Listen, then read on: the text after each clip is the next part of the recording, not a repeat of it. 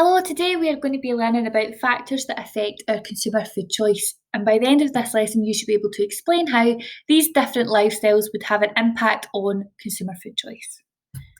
Starting off looking at eating habits. Now, our eating habits are influenced by many factors, including our families, our friends, our budget, income, our lifestyle, working hours.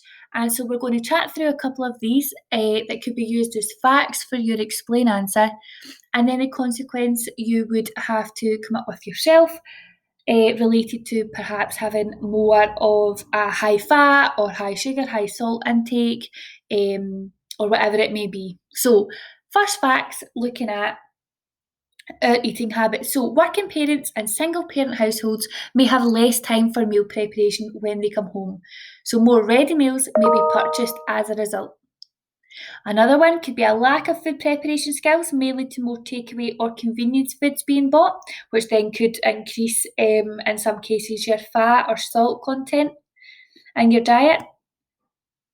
And then there are an increasing range of takeaway and fast food outlets. I don't think there is a town you could name that doesn't have a McDonald's or something like that in it. This produces a large selection of ready-to-eat foods for consumers. Again, that could have an impact on our health as it could increase our high fat, high salt intake. Snacking and grazing are common throughout the day, but consumers want foods that are easily consumed on the move. So things like ready-to-eat sandwiches or wee pasta pots, breakfast bars, snacky foods. Families may choose to eat out more, as quite often places will offer special vouchers for families, loyalty cards, or even kids eat free deals. Something that has taken a huge increase during the last year, during lockdown, is an increase in television cookery programmes, and this has encouraged more home cooking and perhaps to experiment and try different recipes at home. So that could encourage you to try new foods. Working hours and shift patterns. So more more households with both parents working is more common nowadays. So mothers who also work may choose to have foods in house that children can prepare themselves. Shift working can result in families eating at different times, so they might rely more on convenience foods. And also, workers can quickly microwave frozen or cook chill meals when they get home, or they can even take them to work to have them on their break.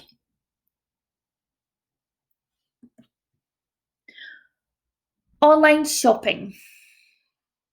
So many consumers order their shopping online because it will save time and is useful for if there is maybe people who are housebound or disabled and they can't get to the shops. It could also be good for elderly people or if you lived in a rural area. Online shopping also allows consumers to compare prices from the comfort of their own home, and this could save time if they also have a busy lifestyle. The food is delivered straight to your door, and delivery times can be selected which are convenient to any shopper, whether this be that you have a full-time job, so you can select when you would be home, or if you maybe work away. It is going to suit everybody to know when their shopping is going to be delivered. This saves time and hassle of standing in a queue as well, and also loading and unloading the shopping at the checkout. And there's nothing worse than having to carry your shopping bags in from the car. I don't know why that's so terrible, but it will also save time and stress. Delivery charges are added to online shopping, which would increase the cost. Usually, you find that during more ideal delivery time slots, they're more expensive. For example, before 8 o'clock in the morning and then after 5 o'clock, as these are the times where most people are going to be at home.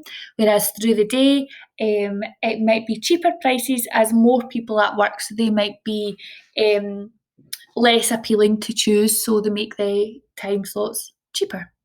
Because consumers don't choose their own products, Food sometimes can have short use-by dates. If you were shopping, you would probably look under or to the back of the shelves to find the longest shelf use-by date so that you didn't waste foods. And you don't get to choose the best quality of the ingredients that you would like. So that can put some people off, or have people having to eat things on different days just to make sure that they are used up. Special dietary needs. So some religions have got different dietary rules and requirements, and this would influence food choice, as certain rules may be, or certain foods may be forbidden. Cultural influences have led to an increase in the range of foodstuffs from other countries available in the supermarket, and quite often they will have a whole aisle dedicated to world foods. So some examples of these include Hindu, where the cow is considered a sacred animal. So Hindus do not eat any beef products at all.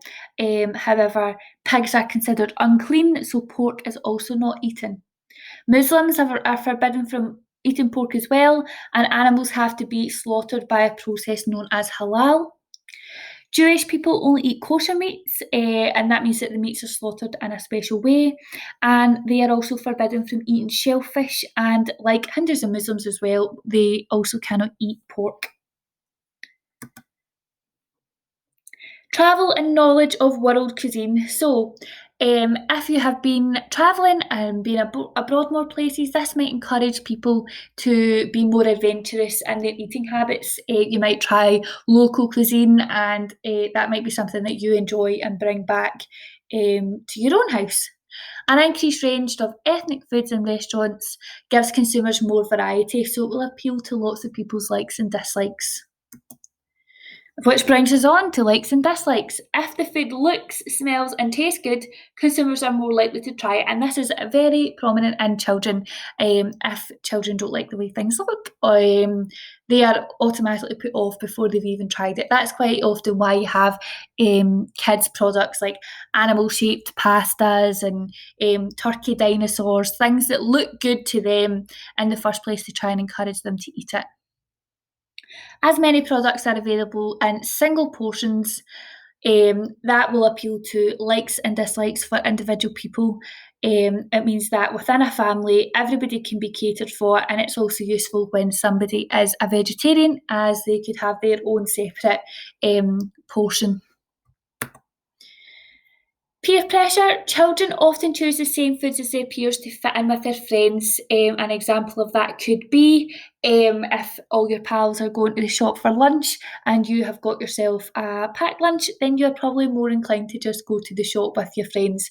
A consequence to that could that be that you are more likely to then choose high fat products when you are at the shop rather than eating that nice lunch that your mum had packed for you in the first place. Consumers may choose different foods from their friends to show individuality, so perhaps that's something that people might decide they're the only ones that like that product, so that's going to encourage them to eat it more. So that is some facts about different lifestyle choices that can have an impact on our consumer food choice. And if you use them as your facts and link back to the question and your consequence, that will be you sorted.